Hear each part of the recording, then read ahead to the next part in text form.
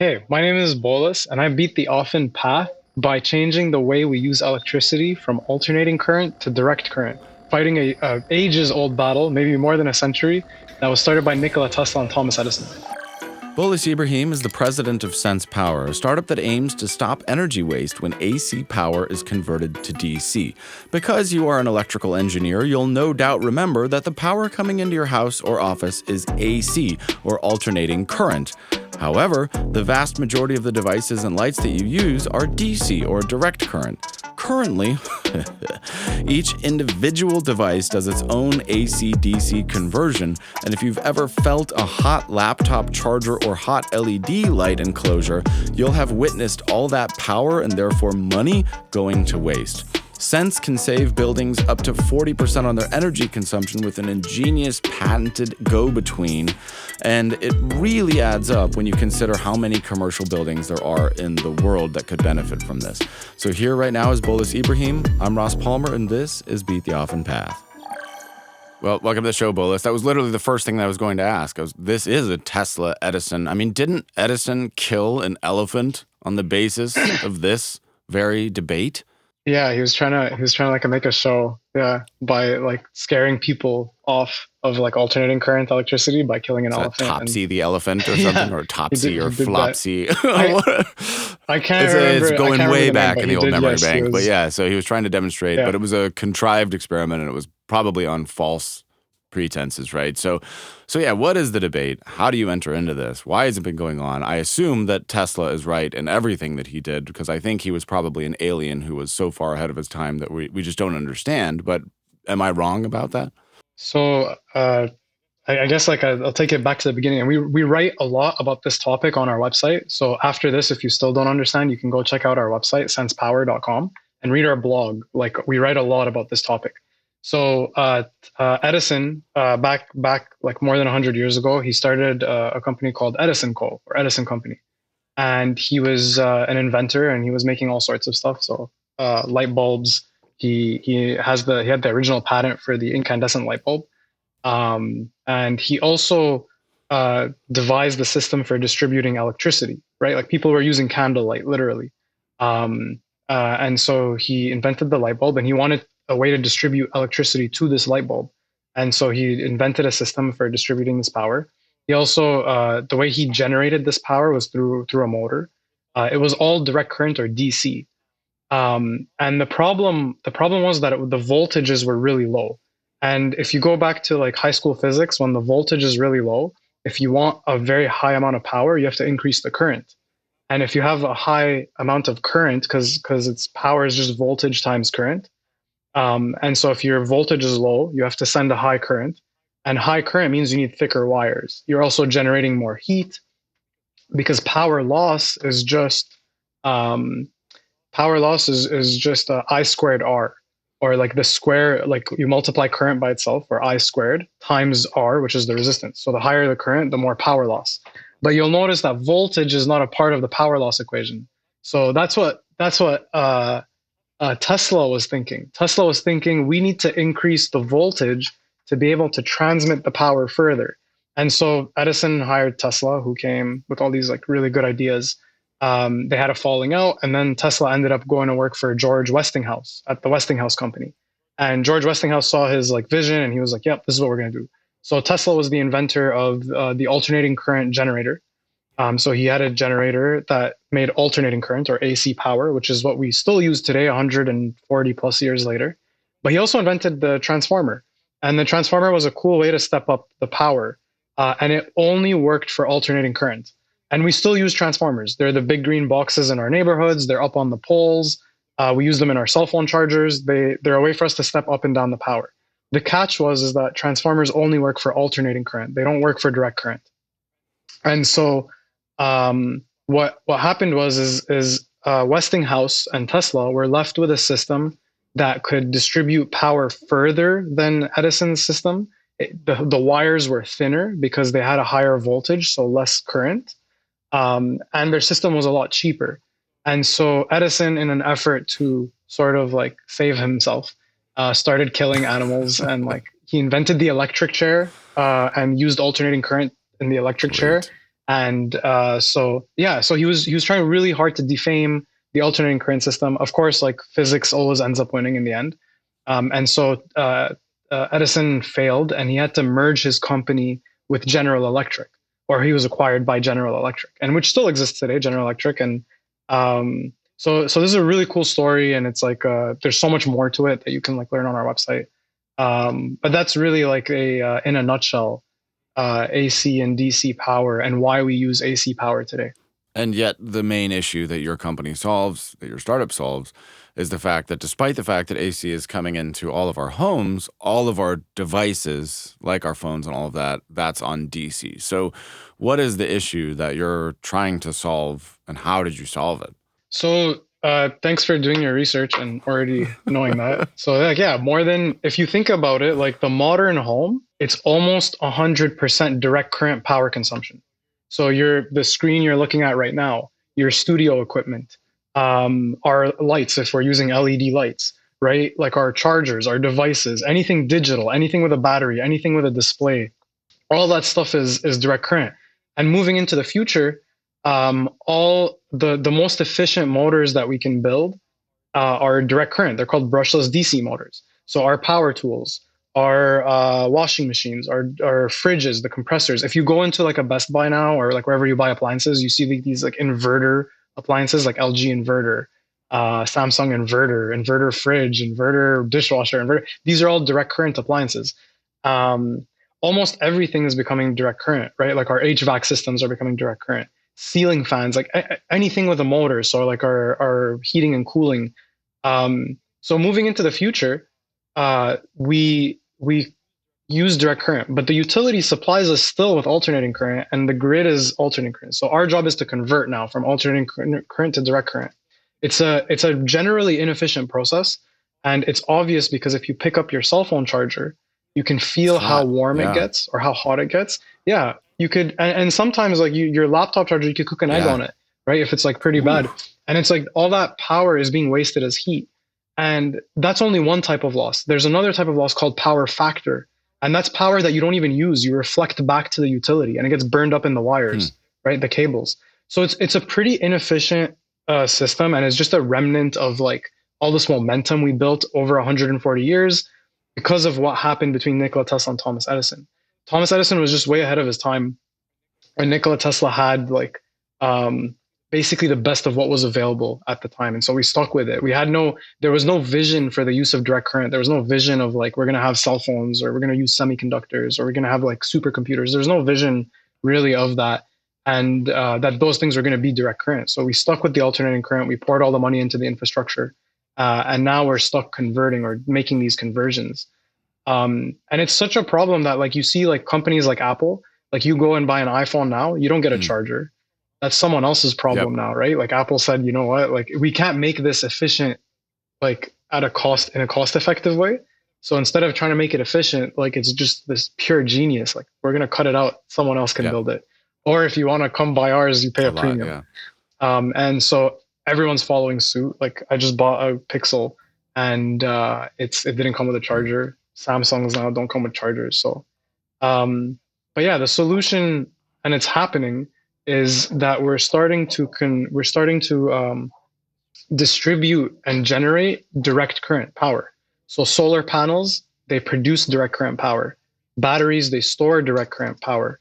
If you look at the newer grids that are coming online for transmission, not distribution into like communities, but transmission over long distances, those are all HVDC or high voltage direct current grids.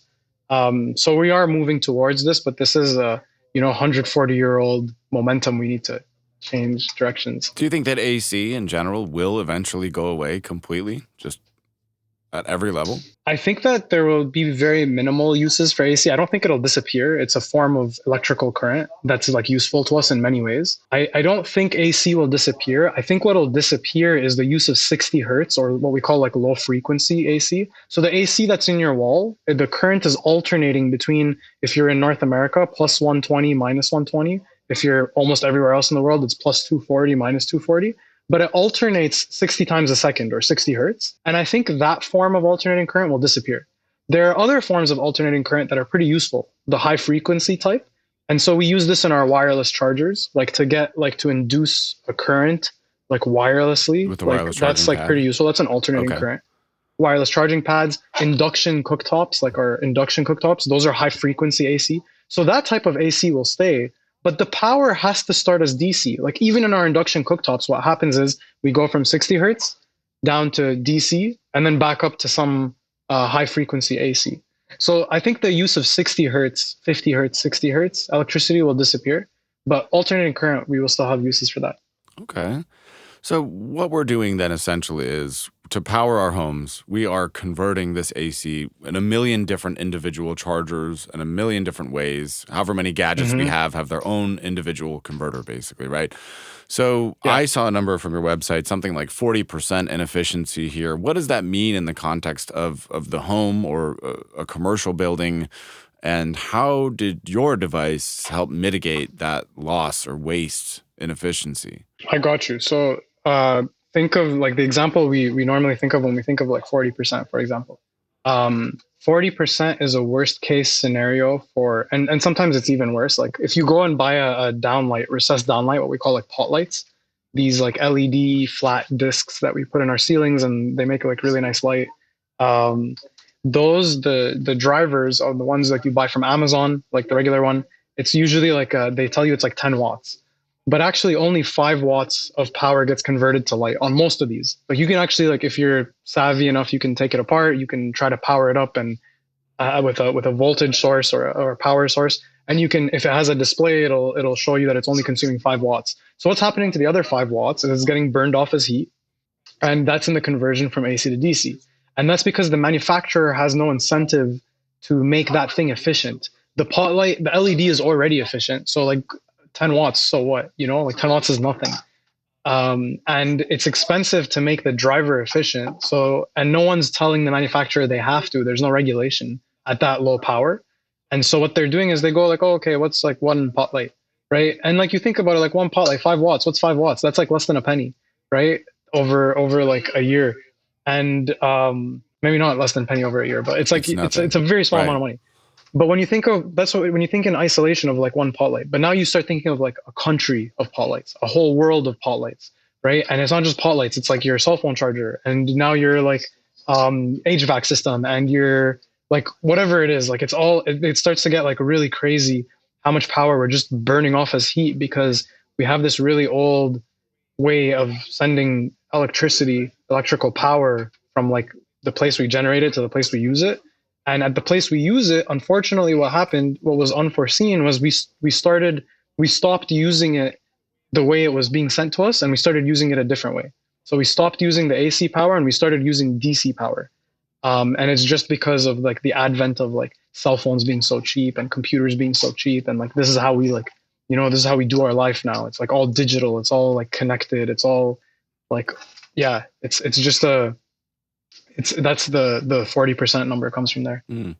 So your device basically it acts as a one-time converter, if you will, and then all Yeah. of the devices that spring out from that, they're now getting the right power at the source. Yeah. So like our philosophy is that you can afford to make a very high efficiency conversion from AC to DC. Like we're stuck with the grid.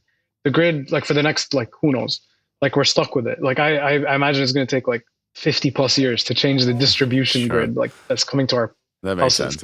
Yeah. Um, so like we're stuck with it. So the philosophy here is to spend the money on one high efficiency conversion that's very high power.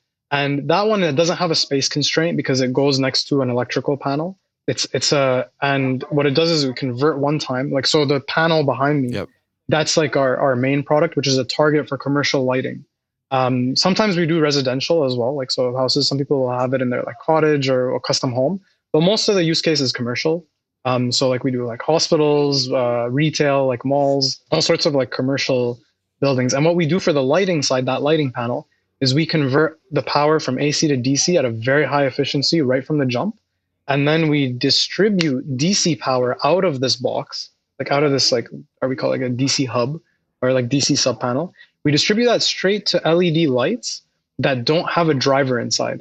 So if you, an LED light that doesn't have a driver inside has all these benefits that like Now it's like purely turning the power into light at the LED. The LED is very efficient and wastes very, very little power as heat. The majority of it turns into light. Has a very high efficacy, what we call an efficacy. Um, and then the LED lasts longer too. So if you've ever had a LED bulb, like you buy a screw type bulb, you plug it in. If you ever had that flicker or just turn off, right? That's not the LED failing. The LED is actually good for 10 plus years. That's the driver failing, the AC to DC driver. Because it generated so much heat, it started to degrade. And as it degraded, it generated more heat. And it's this positive feedback loop of just the thing destroying itself. Mm. And so if you've ever had to replace a LED Yep. bulb before 10 years, Many that was the times. driver failing. Yeah. And they're Yeah. hot and things melt sometimes. Yeah. I've had bulbs that have completely melted through. So, For sure. so generally what you're doing then is you're bringing wires out from this device into the lights directly. Yeah. Is there a reality where it changes the nature of the outlets in a space, or does it have to be wired directly to your box for it to work? So there's like in residential, like we're used to having like wall outlets, Right. and then like the like this is not going to change probably for a long time because you have to still be able to like plug things into the wall. Um, and like that's like decreasing substantially. Like when you think like vacuum cleaners, like things you plug into the wall that need to be plugged in, like vacuum cleaner. But like look at like Dyson, like Dyson's vacuum cleaners, like those have a USB-C. Like they're plugged in the USB-C. Like in the future, I think these wall outlets will all be USB-C. Really? Today they still, yeah, I That's think so. cool. I think we're like probably 15 to 20 years away from like new builds all being like USB-C or some equivalent to USB-C, some direct current like DC plug, basically. And and I think that there will be very, very few devices that we need AC power for. And I think we'll be doing the opposite. Instead of converting to Right. DC, we'll be converting to Inefficiently. AC. That makes perfect sense. Yeah, exactly. Because it'll be like very few things that will need it. Right. And so yeah, in our product we get like AC in, DC out, straight to the LED fixtures. Typically, this stuff is like commercial retail, and so it goes straight to the fixture. There, it's and then it stays there for like 10 years. So when you approach one of those types of potential clients, you say, we're going to gut the whole thing. We're going to replace all of the bulbs that you see with our own system hooked up to our own backend. Is that the general use case at this point in time? Kind of. I mean, it's kind of the opposite. Like the client approaches us and they're saying like, "Hey, we're already gutting I like see. everything. Right. So let's We're build doing a the retrofit. right way. Yeah. We heard about your DC system. Yeah, can we like what's the?" And then they typically price it. They find it significantly cheaper. It's going to last longer. It's just a no-brainer. Yeah. So you've had a couple patents, at least as far as I know, 2 patents, I believe. What were some of the key innovations, and what are you doing differently than anybody else? And what are the innovations that you've had that let you do this? So we have more than 6 patents. Okay. And you probably like I know why you saw only 2, but that's good research. And so we have patents that cover the centralized distribution of direct current power, like the centralized conversion and distribution of direct current power for LED lighting. So we have a patent on that granted US and Canada. And we have a few other patents that cover some interesting technology around we call it transformerless electrical isolation. And so you have transformers, like in my earlier story, transformers that only work for alternating current. So transformers in their nature, like the basic physics is they need an alternating current to work. And this is why Tesla won against Edison. And so one of the things we invented is we were the first to demonstrate transformerless electrical isolation. So another thing that a transformer does is it not only does it step up or down the voltage, it also isolates both sides for safety. And so we invented a device that does this, but also works for direct current. And so those are our other patents, and we use that for safety. So like part of what we build is we also build outside of this like low voltage power distribution for LED lights. We build a high voltage system, high power direct current for sending power over very long distances. Not quite on the level of like utility.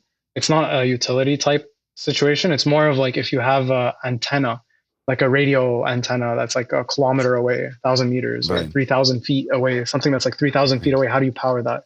And so we make basically tricked out extension cords Nice. for powering direct current things like very far away. I like that. So one of the added Yeah. benefits, I guess, if everybody switches to USB-C, which would be great, would that solve the issue Yeah. of when you go to a different country, you don't need any kind of power transform? So, when I travel, I lived in Europe for a long time, and one time I tried to plug in my electric shaver and it just and exploded. And I said, whoops, I forgot that was on a 50 hertz only circuit. So a lot of devices that we have accept both, obviously, like your phone and whatnot. But if the whole world adopts USB-C, those types of issues, they just wouldn't exist anymore, right?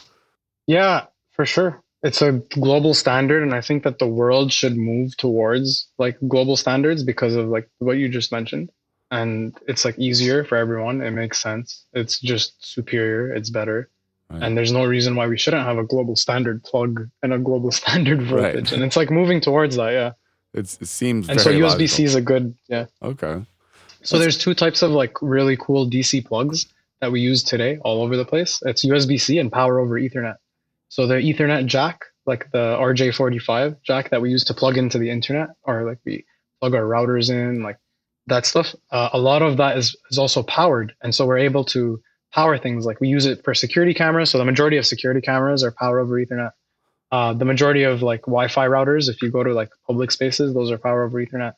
Um, what else is power over Ethernet? Yeah, it's like security cameras. There was this like whole go at power over Ethernet for lighting.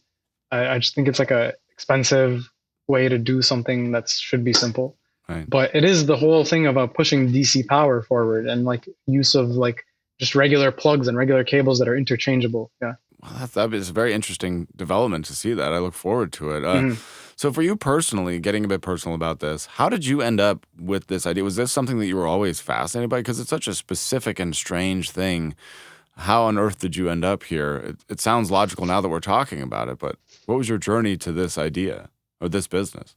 Uh, it's a long story, but like really like what it boils down to is like the first inspiration was it's like funny. It's like there was a I was an undergrad at the time, and there was a hot dog cart on campus, and the hot dog cart was using a gasoline generator, like a Honda EU 2000i or like whatever they are, and it's a 2 kilowatt generator.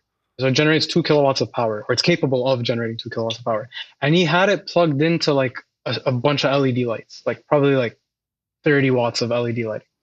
And I was just thinking like, oh, that's crazy. And at the same time, I was like hoping to drop out of school, and I was like, oh, cool, I'm going to start a business where I sell these hot dog carts. Um, Battery packs and solar panels and LED lights, and they wouldn't like have to uh, like get these gasoline generators and like get gas and like change the oil and then have their whole cart stinking like gasoline. And so that was like really the start, and then through a series of pivots, I landed here. Wow. Okay. And do you think that's feasible for like taco trucks or other street vendor trucks? Would they be better served? Because a lot of those have generators. Would they be Yeah, better served by switching to a solar panel battery option? 100%, 100%. But it's not like I don't recommend. I think like it's like a cool. It was just a bad market. Like it was a bad business. It was a bad Mm, business, but like, can they benefit and can they like help the environment? And is it better for them? Like, yes, but mm, it's a bad business for several reasons. okay. So were you the kid who always went to Radio Shack or whatever the Canadian equivalent of Radio Shack is? And were you always We had interested Radio Shack. Okay, I don't know. No, no, they're We had gone now. Radio Shack. You know when Radio Shack shut down, it was like one of the saddest days. I remember that. I remember going to Radio. I remember Radio Shack was like they were shutting down, and then they got acquired by some other. What was it? I think it was like, oh, I'm blanking, but like I want to say Best Buy had something called Circuit City, and There Circuit was a City Circuit City, yeah. purchased Radio. I didn't know they bought Radio And Shack though. in Canada, Oh, I'm okay. not sure. I could be like totally off. Anyways, Radio Shack was here. It died, and then I was really sad because that was one of my favorite places as a kid. Yeah, that was So like my candy store. yeah, I remember going in there when I was a kid and getting little motors. I got little tiny solar panels, and I tried to replace my experiment. I had a little Yeah, RC controlled car, and I tried to swap out the battery with the solar power, but I didn't know that it yeah. wasn't enough power. I was like, why isn't it working? It wasn't generating enough Hmm. electricity. But yeah, it was a good place to learn about that kind of stuff and little motors and build little switchboards and things like that. I do. I wish I had something like that for my kid now, but what are Yeah, we for gonna sure. do? Yeah. So you've also, Amazon. yeah, Amazon, exactly. I know, but it's not quite the same because you could go through all those parts and Yeah, get little yeah. propellers and Yes, little yes, yes. motors and little. I built little booby trap kits in my house Yeah, so that if somebody opened my door, it would trigger a piezo alarm, like a that's beep. cool. It's just stupid things like that. Little LEDs, red and That's how green, it and starts, like that's yeah, like what you're describing right now is how it starts. Like my dad used to buy me these like kits and stuff and these books and like he would take me to Radio Shack and that's how it like started and that's like what sparked the like sort of interest and passion for like physics and electrical engineering. that's great. So, what did you go to Hmm. school for? Was your degree in this Electrical field? engineering, Oh, yeah. okay, so yeah, so your mind Yeah. was in this, and you just found a really cool thing. As of Yeah, for sure. maybe my research is also outdated, but you've raised, let's say, hundreds of thousands in funding. So, what how do you feel now about raising more money? Are you feeling like you're in a good place? Like, what is the outlook for the business right now as you see it? It's good, and then I'll stop there because this is Okay, like confidential speak that I won't be able to okay, talk about. But yeah, no, it's good. I mean, like stuff like this. This is like I could talk about like funding in general for our type of company. sure, So like yeah, we're what's called a hard tech or a deep science company, and so our type of company is not like the standard startup. Like the majority of startups are like SaaS or software as a service or enterprise business models, and so our business model is more that we come up with these fundamental innovations in physics and in like what we're doing in electrical engineering. So these fundamental innovations in electrical engineering that are 10x better and 10x cheaper than something that already exists for our customer. And so it becomes a no-brainer. So it's like it's really hard to build the tech, but like really not hard to find capital or people to fund this type of technology. yeah, because it's such a clearly commercially applicable technology that every building Yeah, could use. And if everybody did, so we said 40%, but that's maybe a maximum, but also not quite the maximum. If every commercial building adopted your tech, what kind of savings would we see at scale? it's a complex like math. So like we have a bunch of these calculators where we do the math of like so if we're looking at like carbon savings, we look at the carbon intensity of the grid, like where this building is, or like where like if we're doing like all of America, we can average the US. Like we can take the carbon intensity of like of producing electricity. We can look at the power consumption that we're going to reduce from LED lighting by looking at lumens per square foot and like how many lumens we need to light, and then the power per lumen or efficacy, like watts lumens per watt. And then it's this complex formula, but they are pretty serious numbers. Like we're looking at like megatons of carbon, and we're looking at like millions of dollars, like over like in a year, like millions of dollars per year. Because it's like if you look at the square foot, if you look at like so for example, like it's a lot of the times it's like for a building they're looking at like on like just like throw out a number there, it's like on the order of $1 per square foot per year.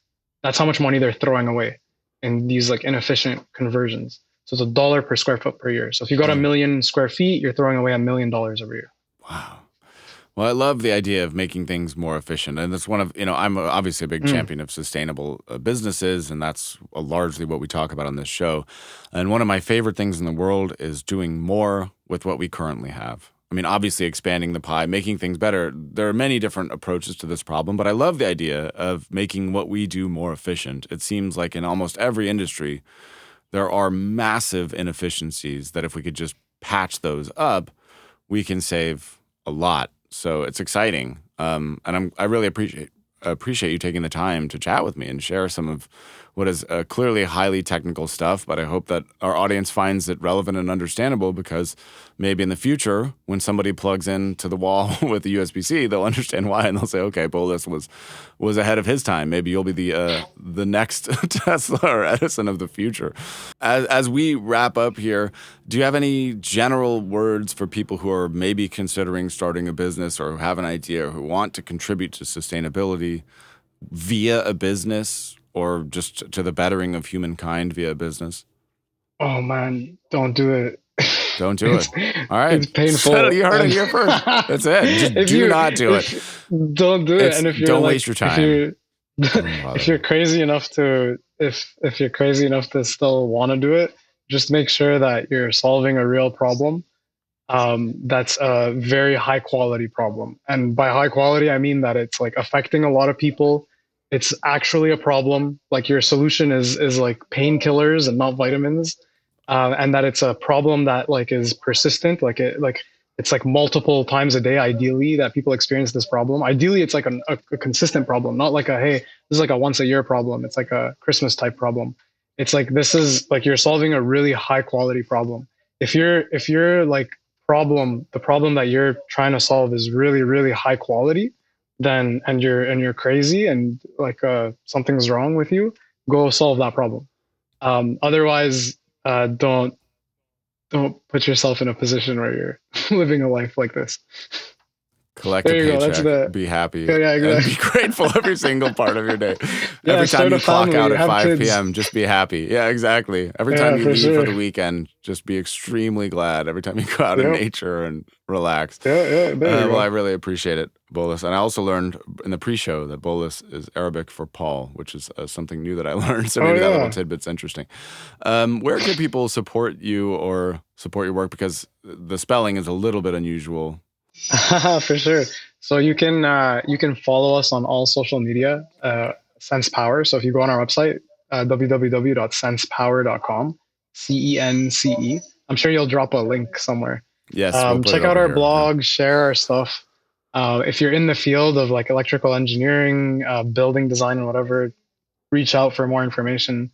And yeah, spread the good word that direct current power is going to take over alternating current power. It doesn't matter if it's us doing it; it's gonna happen regardless. So spread that word. And 140 years later, Edison was maybe proven right, which is pretty wild. That's Yeah, wild for me. All right. Well, yeah, thanks, Bolis. I really appreciate you taking the time. It's been an absolute pleasure to get to know you. Thanks for sharing your my story. pleasure, my And pleasure, my with that, pleasure. Thank the you, Ross. official podcast is over.